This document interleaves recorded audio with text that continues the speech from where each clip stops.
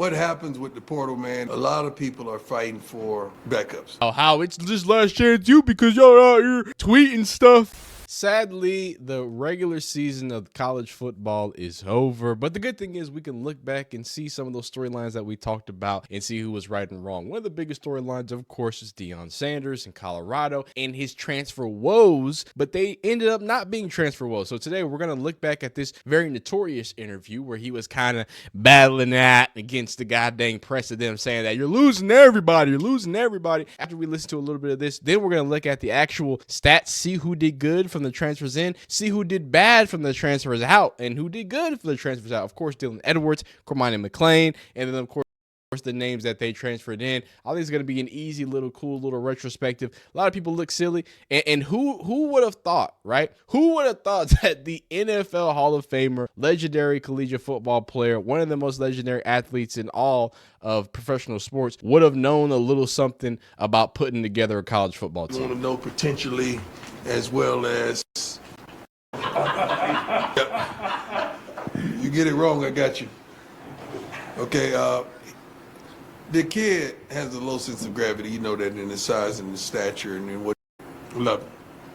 Jake, go ahead. Coach, so we talked to Kevin Mathis a few weeks ago, and he was mentioning how versatile defensive backs. Herm is playing with us and understand what we're losing. What are you looking forward to? Reps and to do what we need them to do. Hey, Coach. How you doing? Good, how are you? Nick Edwards, Hughes Sports Report. As you're losing some guys to the portal, what are you looking forward to reestablish? What position groups are you hunting in the transfer portal? I wish you guys do a little more homework when you start talking about the portal and understand what we're losing. What are we losing? I got time today.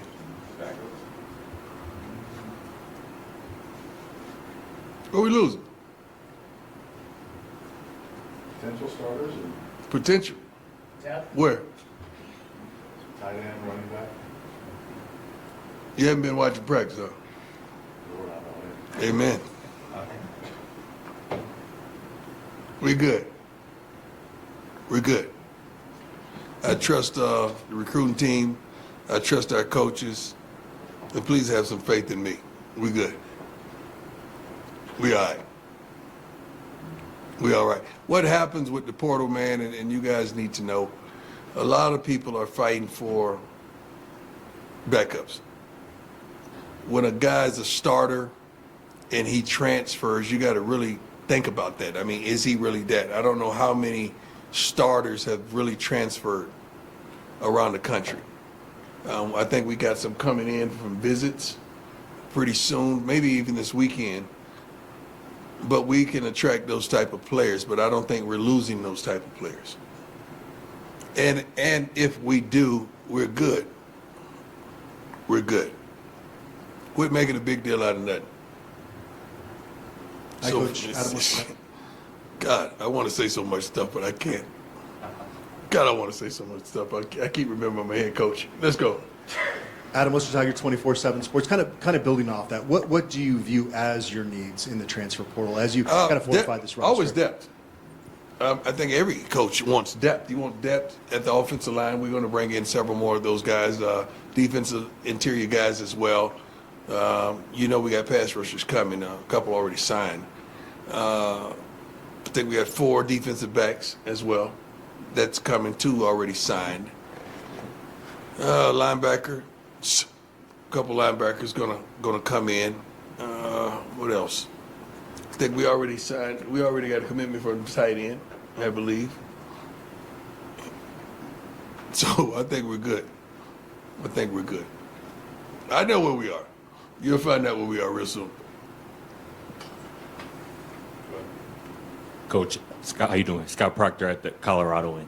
More of a mental health question. I saw you share a moment the other day with Namir Robinson. Yeah. Just kind of asking him how he was doing. Yeah. How do you, as a pro? I'm only stopping it yet because this is interesting because Namir Robinson is in the transfer portal. So, Program kind of make sure guys stay even keel with a lot of attention, a lot of pressure, schoolwork, and all. What do you kind of tell them in that regard? We have tremendous relationships. We know our kids. They know us. We have so many different departments and resources to assist these young men in any form or fashion. And he's a young man that's dear to my heart. I know his father personally, and I can see the spirit on him that he's carrying weight. He's heavy. So I just wanted to let him know we love him, we appreciate him. Anything that he needs, we're there for him. Even if he needs a break, but he's not that kind of guy. He's a workaholic, wants to work hard, wants to work his butt off, want to get in, want to earn a position on a special teams or defense or whatever. And I just appreciate him and his focus through all the turmoil and the trials that he's facing, because we know what they are. It's visible. Everyone knows. But he's rocking steady, man, and I got a lot of respect for him. He's a good young man, too. God, his father raised a good young man. Yes, sir. Hey, Coach. Pat Graham, Associated Press. As far as recruiting, the transfer portal, you have a couple aces up your sleeve, and Shiloh and Shador are kind of recruiting through Instagram. How much is that? Let's stop right there. I think most prominent players at every program are probably your best recruiters. We have a recruiting department that's superb and they're elite, I really feel. But I wish you could have a conversation with Shador and just tell him to just show you his DM one time. You would not believe the kids that call him or call Shiloh, because they're high-profile young men that calls Travis, that calls Jimmy, that calls some of the guys that has been here, that it's the standard to fill us out, to see where we are. Because a lot of young men we can't talk to, it's not legal. So what do? They communicate through one another. You guys got to learn that stuff. That's how the communication starts. And that's how it works. So when Shiloh was making a joke, which he was, about hit me up, my brother, offensive, defense, or whatever, it's a joke, but it's actually real. That's how stuff happens. Players recruit players, man. We do a wonderful job as the staff, but they got to be validated by players, because they played with those players that you're talking about, either in high school at an all-star game, they know somebody that knows somebody. That's how the recruiting thing works, man, for real. It's players. They know who the dogs are and who the cats are. Sometimes we get caught up in the personal aspect of it. We may know the uncle or know the father, or trying to, be a refuge for the mother. But no, players know players and how they get down. Were you bummed that Cormani left? Excuse me? Were you bummed that Cormani left? I want the best for him, man. I really do. I want that kid to soar. I want him to man up. I want him to be the best possible athlete and human being and person that he could possibly be. I want him to fulfill all those dreams that his mother and he desires. I really, really do, man. I think he's a young man that's going to find his way real soon. And sometimes you need to disconnect from something to reconnect to something else, to restart you and re-energize you and stabilize you. Talk about the elephant in the room. That's a great place to stop it. We're about 10 minutes into it. Phenomenal interview that kind of alludes. And I'm sorry that I was jumping up and down and I was making a bunch of weird faces. Those weird faces were really just alluding to the fact that, a lot of the things that he was saying, not only I was agreeing with as they were happening, but a lot of people were just trying to call people crazy. Coach Jason Bryan went on like this big tirade about how it's this last chance you because y'all out here tweeting stuff and putting stuff on Instagram. When I saw that as, 20-something, I was like, yeah, that sounds like a good way for recruiting. Yeah, I don't know why people were acting crazy about that. And then ended off with the Cormani McClain situation. I wish him the best. I wish he would man up. I wish whatever. And we're going to get to that Cormani McClain situation too, because that's going to be the first person we'll talk about when we talk about the people who left. But just briefly, let's talk about the impact players who came in through the transfer portal, because there's a lot, like he talked about, because that was the bigger thing that he talked about. He got linebackers. He got edge players. He got, and not just linebackers. You have Nikhil Hill-Green, who was a transfer who is now going to Alabama. You got not DJ McKinney. I forgot the other homie's name.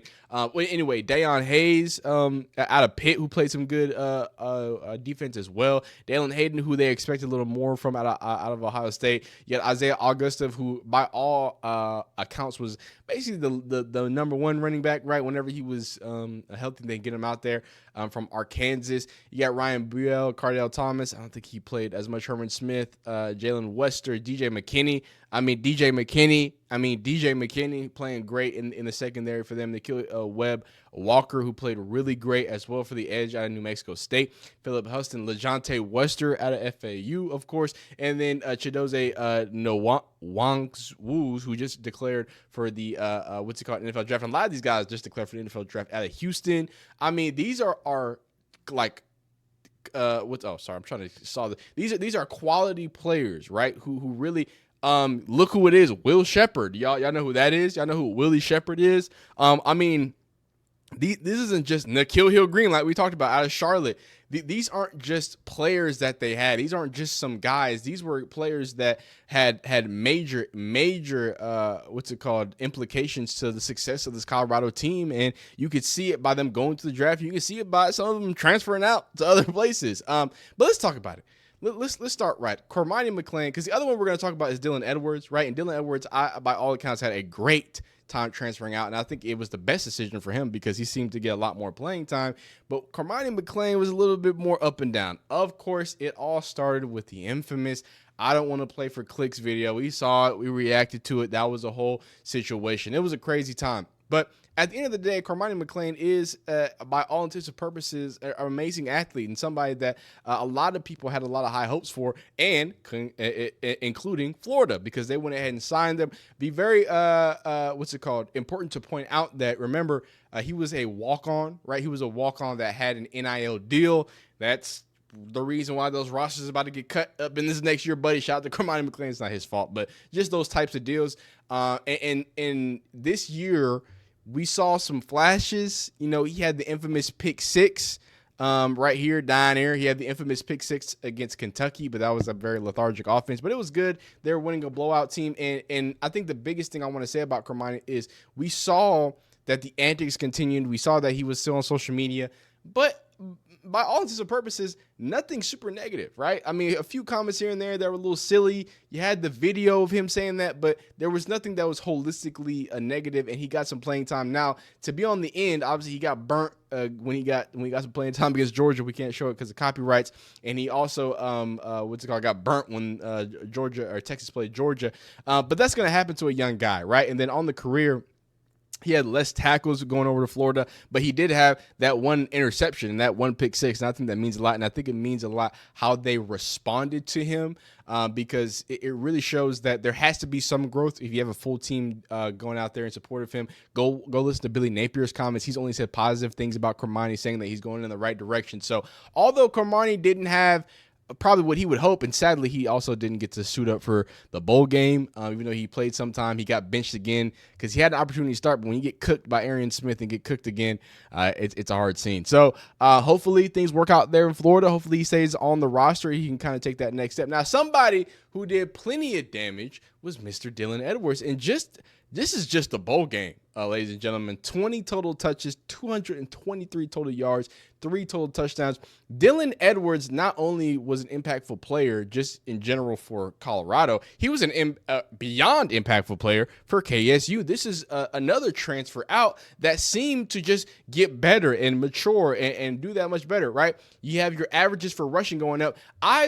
You could ask me, my biggest thing with Dylan Edwards, he's not going to be running back. He can't be running back. He's too small. It's not going to help Colorado. Now, I think that's right for Colorado, but for K-State, it is no problem. He got about the same amount of carries. His average almost doubled. His touchdowns quintupled, quadrupled, whatever. And his long also easily doubled. And that's just before his receiving. Even though he did receive a little more, that's a whole 200 yards. But still, averaged about the same. Touchdowns right there. But this is production. This is efficiency. Again, this was in the back with DJ Giddens.